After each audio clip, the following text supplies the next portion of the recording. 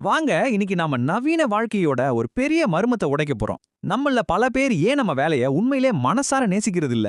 இதுக்கான தடயங்களை தேடி போலாம். சரி, நம்ம தேடல ஆரம்பிக்கலாம்.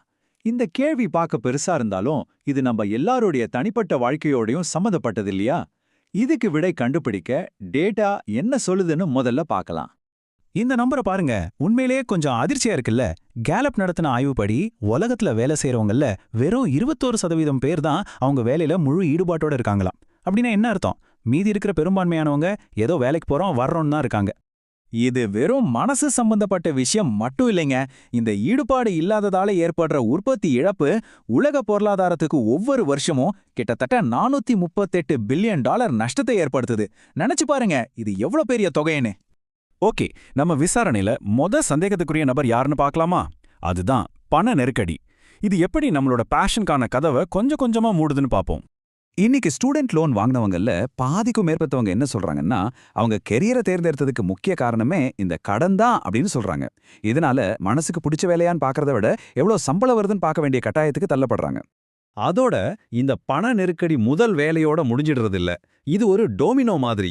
ஒண்ணு மேல ஒண்ணு விழுந்து ரிட்டையர்மெண்ட் சேவிங்ஸ், சொந்தமா வீடு வாங்குறது, கல்யாணம் பண்ணி குடும்பத்தை ஆரம்பிக்கிறதுன்னு நம்ம வாழ்க்கையோட முக்கியமான பல கட்டங்களை வருஷக்கணக்கில் தள்ளி போடுது. இதோட விளைவு என்ன தெரியுமா? ஒரு திறன் யதார்த்த பொருந்தாமை உருவாகுது.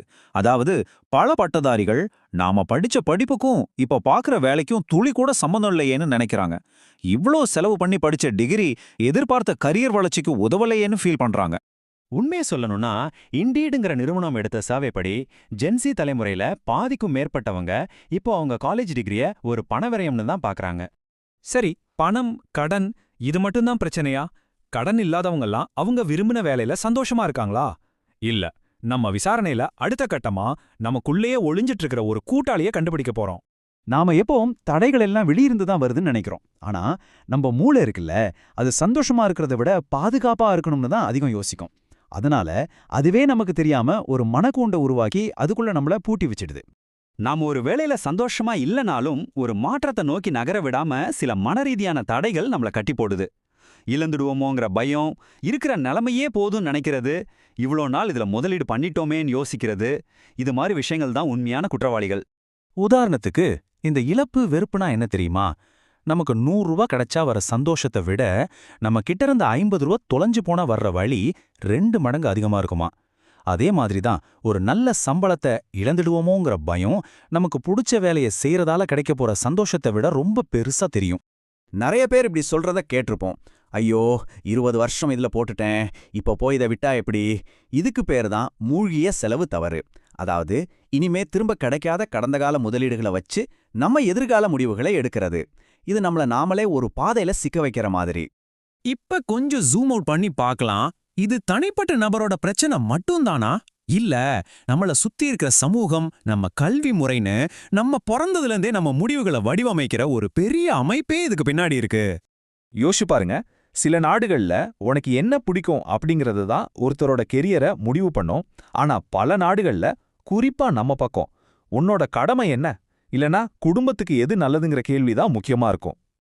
நம்ம கல்வி முறையே அப்படிதான் வடிவமைக்கப்பட்டிருக்கு. நமக்கு உண்மையிலே எதுல ஆர்வம் இருக்கு, எதுல திறமை இருக்குன்னு கண்டுபிடிக்கிறதுக்கு கூட வாய்ப்பு கொடுக்காம 18 வயசுலே ஒரு துறையை தேர்ந்தெடுன்னு நம்மள நிர்பந்திக்குது. இதனால பல பேர் தப்பான பாதையில பயணத்தை ஆரம்பிக்கிறாங்க. செஸ் மாதிரி விளையாட்டுகள்ல ரூல்ஸ் எல்லாம் தெளிவா நிலையா இருக்கும். அதுக்கு பேரு வகையான சூழல். ஆனா நம்ம நிஜ உலகமோ வேலை செய்யற இடமோ ஒரு சிக்கலான சூழல். இங்க விதிகள் மாறிக்கிட்டே இருக்கும். நாம பள்ளிக்கூடத்துல நிலையான விதிகளுக்கு பயிற்சி எடுத்துட்டு மாறிக்கிட்டே இருக்கிற ஒரு உலகத்துல வந்து நிக்கிறோம். இதுவே ஒரு பெரிய பொருத்தமின்மைதான். சரி, இவ்வளவு தடைகள் இருக்கு, இதிலிருந்து வெளியே வர வழியே இல்லையா? கண்டிப்பா இருக்கு. அதற்கான இறுதி தடயங்கள் ஒரு பெரிய அமைப்பு ரீதியான மாற்றத்தை நோக்கி கை காட்டுது. ரிஸ்க் எடுக்கணும்னா கீழே விழுந்தா புடிக்க ஒரு வலை வேணும் இல்லையா? அதே மாதிரி ஒருவேளை தோத்து போனா கூட நம்மள பாதுகாக்க ஒரு அமைப்பு இருக்குங்கிற நம்பிக்கை இருந்தா மக்கள் தைரியமா அவங்களுக்கு பிடிச்சதை செய்வாங்க, புதுசா தொழில் தொடங்குவாங்கன்னு ஆய்வுகள் சொல்லுது. ஒரு சின்ன உதாரணம் சொல்றேன் கேளுங்க.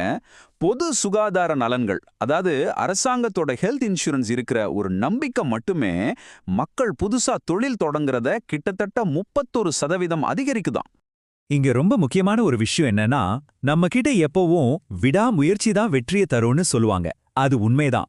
ஆனா சில சமயம் நமக்கு செட் ஆகாத ஒரு பாதையை விட்டுட்டு தைரியமா வெளியே வர்றது தான் அதை விட பெரிய வெற்றி. அது தோல்வி இல்ல, நமக்கும் நம்ம வேலைக்கும் ஒரு நல்ல பொருத்தத்தை தேடுற ஒரு செயல்முறை.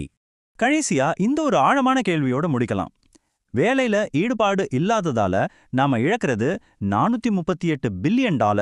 அப்போ இந்த உலகத்துல இருக்கிற எல்லாரும் அவங்களுக்கு உண்மையிலேயே பிடிச்ச வேலையை செஞ்சா அதனால கிடைக்க போற மனித மற்றும் பொருளாதார ஆற்றல் எவ்வளவு பெரியதா இருக்கும்னு யோசிச்சு பாருங்க.